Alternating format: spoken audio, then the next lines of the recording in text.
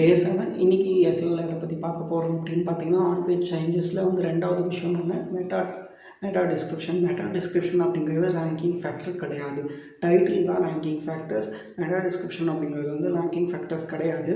But இருந்தாலும் meta description எதுக்கு அப்படின்னா, யூசருக்கு வந்து ஒரு இன்ட்ராக்ஷன்ஸ், ஃபார் அன் எக்ஸாம்பிள் ஒரு கிளிக் பைட்டான ஒரு டைட்டிலில் வந்து ஃபுல் இன்ஃபர்மேஷன் சொல்ல முடியாது இல்லையா? அதுக்கு பதிலாக மெட்டா டிஸ்கிரிப்ஷனில் உங்களுடைய ஃபுல் இன்ஃபர்மேஷன் சொல்லலாம்.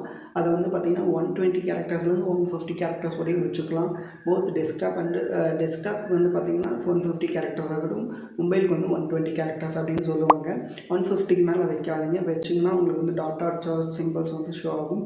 அதுலேயும் பார்த்திங்கன்னா ஃபார் அன் எக்ஸாம்பிள், இப்போ டைட்டில் எப்படி வந்து ப்ரைமரி கீவேர்டு யூஸ் பண்ணிங்கன்னா, அதேமாதிரி மெட்டா டிஸ்கிரிப்ஷன் உங்களோட ப்ரைமரி கீவேர்டு யூஸ் பண்ணி உங்களுக்கு நல்ல விதமான வச்சு ஒரு மெட்டா டிஸ்கிரிப்ஷனை ஃப்ரேம் பண்ணுங்கள்.